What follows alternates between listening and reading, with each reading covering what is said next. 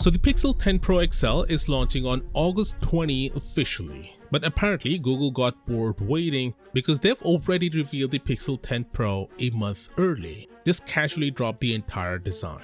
Now, even though the Pixel 10 Pro XL hasn't technically launched yet, we've got a pretty complete picture, and there are 8 major things you should probably know. What's up guys, Sal here. So let's start with what Google actually showed. Here's the official teaser, and it looks exactly like the last one. This is probably the new Moonstone color, but other than that, I don't see anything new. Same visor, same layout. It's basically a Pixel 9 Pro with new paint. Now if you're into colors, here are the 4 options for both the Pixel 10 Pro and XL. Obsidian, Porcelain, Moonstone, and Jade. Moonstone is the hero color, so expect to see that one everywhere in the ads. Now we do have a hands-on photos, and when you line up the Pixel 10 Pro up next to the 9 Pro, yeah, there are a few subtle changes. Like the SIM card tray moved up top, there's an extra mic or speaker cut out on the bottom, the metal ring around the camera glass got slightly thinner, but that's basically it. This thing is about 99% the same design. So is this just last year's Pixel with a fresh chip? Well, actually no. There are some real upgrades under the hood, and here are 8 big ones. Let's talk software and especially AI, because this is Google's main flex now. The Pixel 10 lineup will debut with something called Magic Q. This is basically Pixel Sense on steroids. Magic Q watches what you're doing and tries to anticipate your next move. Like if you're texting someone about a restaurant, it will surface a Google Maps link for you automatically. Or if you mention a flight in an email, it will pull up your flight details from Gmail without you lifting a finger. It's designed to eliminate all the annoying little tasks we do all day. Will it be exclusive to Pixel phones like Pixel Sense? Probably. Will it actually work as promised? We'll find out, but conceptually, this is the kind of AI trick that makes smartphone feel actually smart again. As for privacy, Google says this data lives in a secure, isolated area. We'll see how that holds up.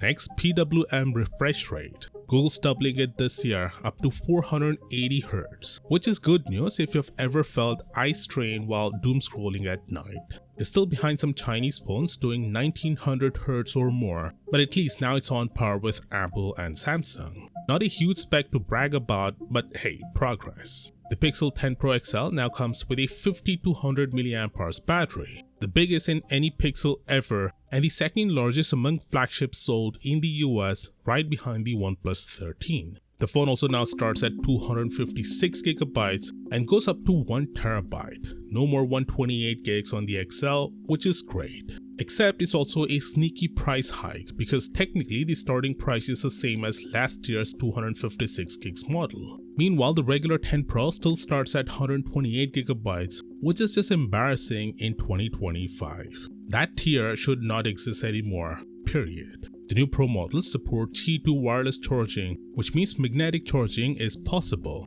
Now here's the catch, we don't know yet whether the phone actually includes built-in magnets like Apple does, or if you need a special case to get the benefits like Samsung's implementation. I'd bet on the latter, but either way, Qi 2 is here, kinda. And while we're talking about charging, yes, Google increased wireless charging speeds by a whole 2 watts. So instead of 37 watts, it's now 39 watts. Wireless charging also sees a bump from 23 watts to around 26 watts. So yeah, we're not talking game-changing numbers here, but technically it is faster.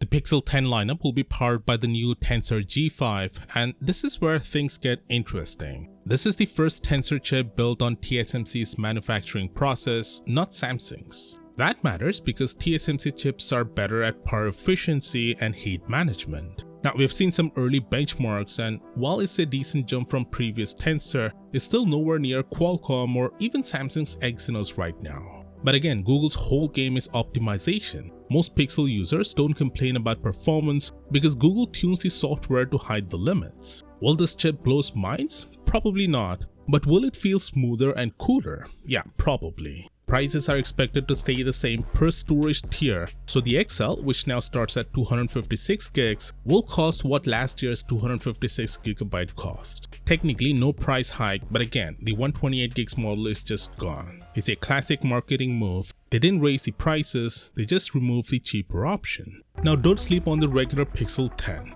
is getting most of the actual hardware upgrades this year: a triple camera setup with a 5x telephoto lens, a bigger battery, faster charging, and it still keeps the same price. Yes, Google's downgraded the actual camera sensors, but if the processing holds up, this might be one of the best value flagships of the year. So there it is, the Pixel 10 Pro XL might look the same, but between the AI upgrades, the TSMC chip, and bigger battery, this is not just last year's phone with a new wallpaper. Now if you want to see how this Chinese phone maker lied about their specs and ended up costing Samsung the title of world's thinnest foldable, click right here and I'll see you there.